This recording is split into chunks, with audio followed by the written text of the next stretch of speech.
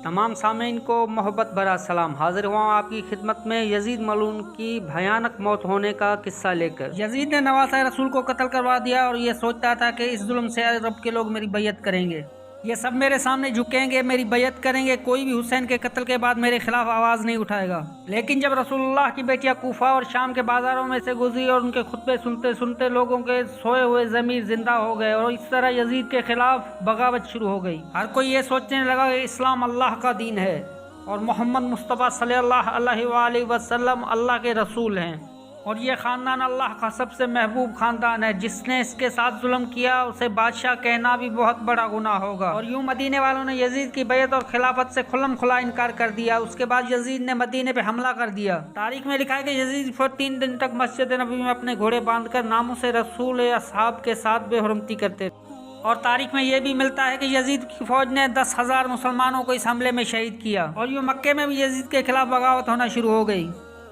और इसके बाद यजीद की फौज ने खाना काबा पर हमला कर दिया और उसमें आग लगा दी। और उस वाक़े को वाक़े हिरा के नाम से आज भी याद किया जाता है। हर इंसान यजीद पे लानत करता रहा और यजीद जिसे भी अपने खिलाफ पाता उसे कत्ल करवा देता। लेकिन अल्लाह की अदालत इंसाफ करने वाली है। वाक़े करबला के कुछ ही दिन बाद यजीद हलाकत खेज और इंतहाई मूजी मर्ज में मुब्तला हुआ। पेट का दर्द और आंतों में जख्म जिस तरह पानी मछली के बगैर तड़पती है, इस तरह तड़पता रहा। इस दर्द में ये चीखता चिल्लाता और गंदी चीखों पुकारें निकालता रहता था। इसकी आंतें जलने लगी थी। वहाँ के हकीम परेशान हो गए थे कि ये कैसी बीमारी है, तुम्हारा पेट अंदर से ख़त्म होता जा रहा है। इस बदतरीन बीमारी की वजह से यजीद को बहुत ज़्यादा प्यास लगती थी, लेकिन जब वो पानी पीता था तो वही पानी इसको जहर बन के लगता था। खुद को ख़त्म होता देखकर यजीद अपना सर पीटता था, सर दीवारों पे मारता था। यजीद के हामी भी आपस में यही बातें करते थे कि बुरे का अंजाम आखिर बुरा होता है। इससे मिलने जो भी आता तो यही बोलता कि ये सज़ा तुझे प्यासा है हुसैन इब्न अली को कत्ल करने की मिली है। और जिस दिन उसे अपनी मौत का यकीन हो गया तो उसने अपने बेटे को मारकर बिस्तर पे बुलाया। जैसे ही अमूर सल्तनत के बारे में कुछ कहना चाहा तो बेटे के मुंह से बेसाख्ता चीख निकली और निहायत हकारत और जिल्लत के साथ ये बोला, मैं तुम्हारी इस जालिम सल्तनत की नुमाइंदगी नहीं करूँगा। मैं इस ताजे तख्त को नहीं कबूल करता कि जिसमें आले रसूल के खून के धब्बे हैं और खुदा मुझे इसके शर से भी दूर फरमाए। सल्तनत में नवासा रसूल का कत्ल हुआ है, मैं उस सल्तनत पे लानत करता हूँ। यजीद अपने बेटे की ये बातें सुन के शिद्दत आलम और रंज में बेहोश होकर अपने बिस्तर पे गिरा। कुछ दिन पहले इसकी आंतें सड़ गई और इसके कोई नजदीक नहीं आता था। इससे इतनी गंदी बदबू आती थी कि लोग दूर दूर भागते थे। इस लानती को कीड़े पड़ गए और बहुत ही आला किस्म के इत्र इस्तेमाल करने पर भी बदबू न जाती थी। अगर कोई हामी या हकीम इसके पास आता तो वो भी अपना नाक और मुंह ढांप कर आता। दिन ब दिन इसका पेट कीड़ों की गिजा बन रहा था और इसकी शक्ल सूरत बदसूरत होती जा रही थी।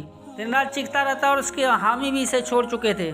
इसकी चीखें दूर दूर तक जाती हुई सुनकर लोग कहरे इलाही से तौबा करते थे और ताजुब करते थे कि बुरे का हाल देखो, बुराई हो रहा है। यजीद प्यास की वजह से तड़पता था। अजीब कहरे इलाही के पानी पीकर भी तड़पता था और पानी की वजह से तड़पता था। इन दिनों में अरब के बदतरीन से बदतरीन नशे यजीद को पिलाए गए ताकि यजीद को कुछ आराम हो, ताकि ये दर्द महसूस ना करे और इसे कुछ आराम और प्यास के लिए तड़पे ना। नशे की हालत में इसने लोगों से पूछा, मेरा वो बंदर कहाँ है जो मेरे साथ रहता था? लोगों ने बोला, शायद ये जंगल की तरफ निकल गया है। उस बंदर की तलाश में जैसे ही यजीद अपने महल से घोड़े पे बाहर निकला तो नवासा रसूल के कातिल को घोड़े ने अपने पुष्ट से गिरा दिया और यजीद का पांव रकाब में फंसा और जमीन पे घसीटता हुआ घोड़ा इसको ले गया। घोड़ा बिल्कुल ना रुका। यजीद का सर पत्थर में लगा। यजीद का सर पत्थर में लगने से यजीद की मौत हो गई और घोड़ा फिर भी ना रुका और लाश के टुकड़े टुकड़े होते रहे। और कुछ दिन यजीद की लाश चीलकों की खुराक बनी और बदबू मार गई। आखिरकार यजीद के हामी यजीद को ढूंढते ढूंढते लाश के करीब पहुंचे तो लाश में इंतहाई ज्यादा बदबू थी और इसके हामियों ने इस गलीज लाश को वहीं खड्डा खोद के दफन कर दिया। यजीद की कब्र शाम के किसी गंदगी के ढेर के नीचे बनी हुई और लोग इसकी कब्र को देख के लानत करते हैं। इमाम अली अलैहिस्सलाम ने फरमाया कि कुफर की हुकूमत कायम हो सकती है लेकिन जुल्म की हुकूमत नहीं चल सकती। इस तरह यजीद निशान इबरत बन गया। इस कायनात में जो भी जुल्म करेगा निशान इबरत ही बनेगा और खुदा आने वाली नस्लों के लिए उन्हें निशान इबरत ही बना देगा। दोस्तों, उम्मीद है हमारी आज की वीडियो आपको पसंद आई होगी। वीडियो पसंद आने की सूरत में मेरे चैनल को सब्सक्राइब करें और बेल आइकन के बटन को ज़रूर प्रेस करें ताकि आने वाली वीडियो का नोटिफिकेशन आप तक पहुंच सके। अपना बहुत सारा ख्याल रखिएगा। खुदा हाफिज़।